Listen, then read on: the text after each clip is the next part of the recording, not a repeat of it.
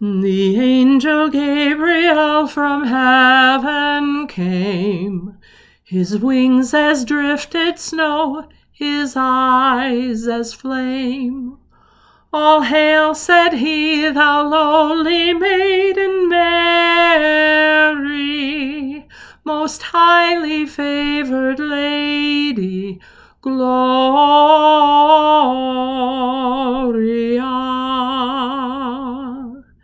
Then gentle Mary meekly bowed her head.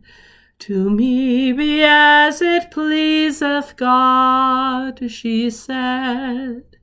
My soul shall laud and magnify his holy name, most highly favored lady, Gloria.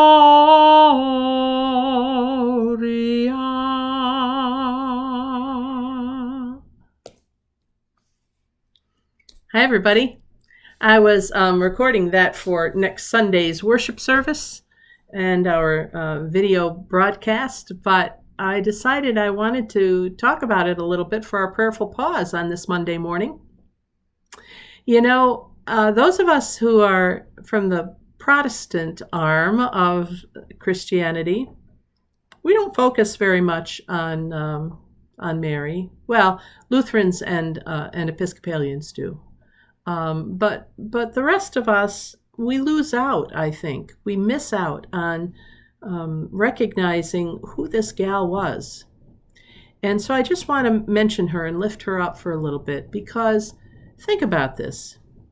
Teenage mom, probably 14 or 15 years old. Joseph was probably 28-ish.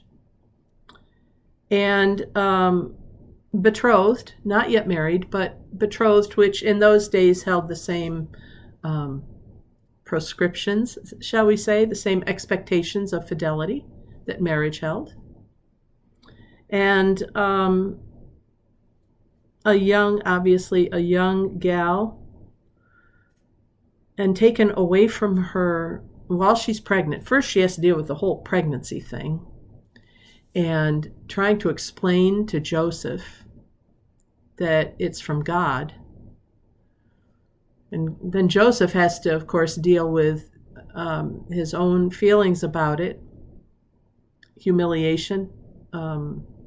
He had the right to not only dismiss the wedding, but to have her put to death for her infidelity. And he doesn't do any of that. Joseph, what a guy. Patron saint of adoptive parents. And someone who provided safety and security for this young family. And this teenage mother, who then, wrestling with all the pregnancy stuff and still in her hometown, imagine that, dealing with that throughout these 9 months. At the end of her pregnancy, they have to travel, hours, days, to get to his ancestral home, which was Bethlehem, because he was of the house and the lineage of David, and Bethlehem was David's city. And so they had to go there to be counted, and she's pregnant. And so they get a donkey, so she's riding on that. How uncomfortable is that going to be when you're 9 months pregnant and joggling, being jostled back and forth, hours and days. And then they get there, and the city is so teeming with people that just imagine the chaos and the noise, the unfamiliarity for them. And they find a place. Now, whether it was a house or a back house or a cave or a stable or whatever, it's where the animals were kept. And that's the only place that she could find. They were homeless. They had no place to stay. Talk about marginalized people. But as it says in this song, the angel came to her and said, "You've been chosen by God, and here's what God wants you to do." Can you imagine? I mean, really, can you imagine? I think we can, and that's what makes it even more miraculous. And what does she say? Whatever God wants. Like her version of put me where you want me and show me what to do. And so she says yes. And the rest, as they say, is history. Every time I think about this story, it makes me wonder more. What is God asking us to do that seems so far out, so far-fetched, so like impossible? And, we just want to look at God and say, what do you mean you want me to do? Blip. And yet, God continues to ask us to do these things, which kind of fits in with my personal prayer and South Church's prayer of put us where you want us and show us what to do. It takes a huge commitment to be able to do that. You have to be willing to say yes, no matter where God's going to put you, no matter what's going to happen, because we don't know what God is going to ask of us. But we are invited to say yes anyway, to be as Mary, and to just say, I will be a handmaiden of the Lord. Yes, I'll say yes to God. Now, granted, the language has to do with their time and their place. The whole Lord and, Lord of the Manor stuff, that's very Elizabethan. That came about much later. But the idea, I don't know what image we would use today, some powerful entity, some force field coming to us maybe, or some dimension. But the idea is that we are saying yes to something greater than we are.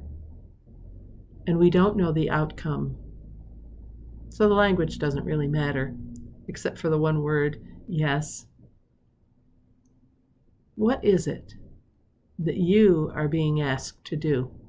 And it may be a small thing with one person. It might be something larger with your family or your community. It might be just changing internally something that you hold on to, that you believe in, that God is inviting you to let go of it and try something new, and that God is showing you. What is it that God is asking of you? And how do you say yes? There's something to think about. Thank you for joining me for this prayerful pause with the pastor. I'm Pastor Deb Swift of South Presbyterian Church in Rochester, New York. I hope you'll come back and join us again. If you're enjoying these prayerful pauses, we invite you, if you're in a position to financially support us, and you can contact us through the website on the end cap. And if you're not in a position to do that, we invite you to support us with your prayers and your positive intents.